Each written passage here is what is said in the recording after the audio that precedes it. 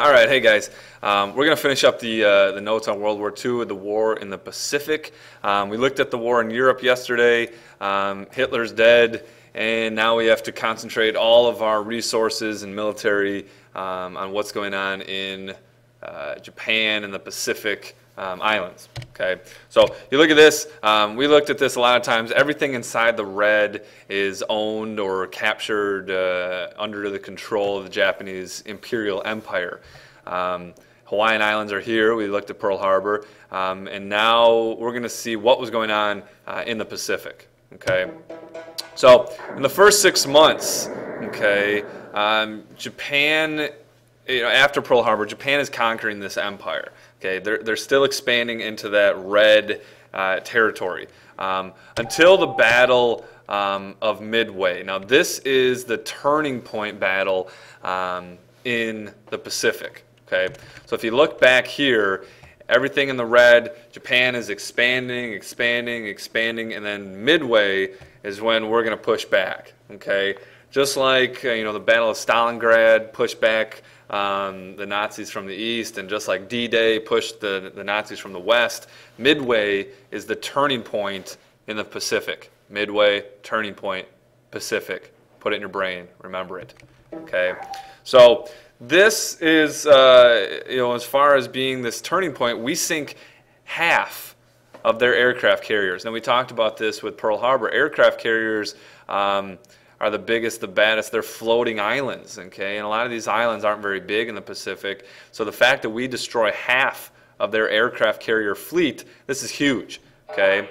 Now, after Midway, we're going to start island hopping all the way to Japan. Now, just as it sounds, okay? We take Midway, we go to an island, we fortify, we set up shop on that island, and then we can move that much closer to Japan, okay? So we go from island to island to island, taking the most strategic, leaving some of them behind till we can get close enough that we can think about an invasion of Japan.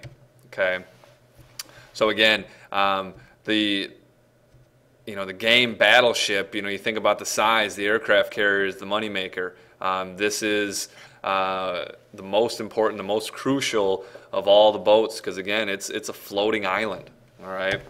Now, these are a lot of these islands that we're going to go and take, and with this island hopping, so you can see Hawaii, obviously Pearl Harbor, and we go from island to island to island to island until we're close enough to the Japanese mainland.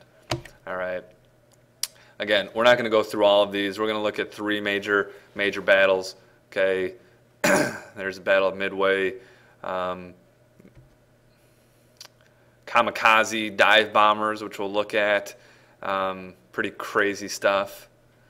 Now, the second one that we're going to look at is an island called Iwo Jima. Now, this one was popularized in a movie a couple of years ago, Flags of Our Fathers, Letters from Iwo Jima. If we can take this base, our planes can reach Japan from this island. Okay. Now, the Japanese are really dug in this island, underground tunnels, and they're sworn to not surrender at all, fight till the death. Now you look at, the statistics of this battle. Almost 21,000 Japanese, 200 survive. Okay, over 99% of the Japanese on the island are dead. Okay, you think about when we get to thinking about invading the mainland, these Japanese aren't giving up. Okay, they're not surrendering. 99%. Willing to die for their country and their emperor and their cause rather than surrender. Okay, so the first one is Iwo Jima. The iconic photo of the raising the flag on Mount Suribachi. We've seen in my classroom. This is a major video, or a major battle. Okay, 7,000 Marines die in taking this small island. I mean, these islands are very small. Okay, I mean, smaller than the city of Beloit for an entire island. All right, you look at the amount casualties, Marines versus Japanese. Okay, I mean, it's pretty crazy. All right, I mean, the Japanese are not giving in for anything. But 7,000 Marines give their life trying to take this island, and we succeed. Okay, you see the fighting on the island. You got flamethrowers, these tanks, this nasty black, super hot, almost tar-like sand covering the island. All right. Now the next one we'll look at is the Battle of Okinawa. All right, so it's down here in the southern island of Japan. Okay, this is our last stepping stone. So we're not talking about all the other small islands that we take. We'll look at Midway as a turning point, Iwo Jima, and now Okinawa. The Japanese see this as part of their mainland. So you think about how strong they're going to fortify and hold on to this island. We'll see that. Okay, we lose over 7,300 men in this battle. Okay, I mean, it's a nasty, vicious battle. A lot of these, the fighting tactics of the Japanese are really, really ferocious, really tenacious, not willing to accept defeat for anybody. Okay, and on this island's bigger. Over 200,000 Japanese lost, and half of those are civilians. Okay, so when we think about 200,000 lost just on this little island, think about if we're going to take the mainland. All right, but we do fortify this island, and now we're thinking about how to take the Japanese mainland. Okay, Japanese use a lot of these kamikaze fighters. Now, if you think about what these are, you see the ship here. There's a kamikaze fighter right there. A pilot, a single passenger plane, one-way ticket. All right, it's the most accurate missile on Earth. I mean, you're flying and you're just crashing in to kill your enemy. All right, and you think about modern day, when you have suicide bombers, and you think about, people think, oh, they're crazy. Well, think about how loyal they are to their cause. I mean, they wouldn't be doing this if they didn't think it was a good cause. These suicide bombers that are willing to bomb themselves and blow themselves up for their cause. A lot of these militant Islamic extremists in the Middle East. Well, what about if you're willing to fly a plane into a ship for your country? I mean, what does that show about how hard it is to, get that person to surrender? They're not going to surrender for anybody. All right. So, looking at this final stepping stone, okay, taking the mainland, Japan, and we have it set up. We have missions planned to go in and attack the Japanese mainland. All right, and they're looking at up to 1 million deaths. All right, if we're going to invade the Japanese mainland. All right, now the Japanese are showing no signs of surrendering. Okay, I mean, we're giving them ultimatums. Give in, accept these agreements, and we won't attack your mainland. They're saying no way, no way. And like I said, taking the island could have up to 1 million deaths.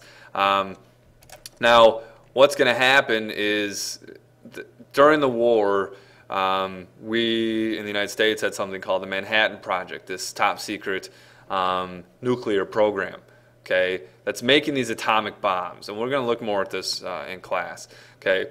So President Truman, again, he's president for a couple months, has to make a pretty gut-wrenching decision, orders the military to drop 2 atomic bombs on Japan. Okay. Now, the first one, August 6th, on the industrial city of Hiroshima, they still don't surrender. A couple days later, drop one on Nagasaki, over 200,000 Japanese killed instantly. Okay, wipes out these cities. Now, we only had 2. Well, we had 3. We tested 1, and then we dropped 1 on Hiroshima, 1 on Nagasaki.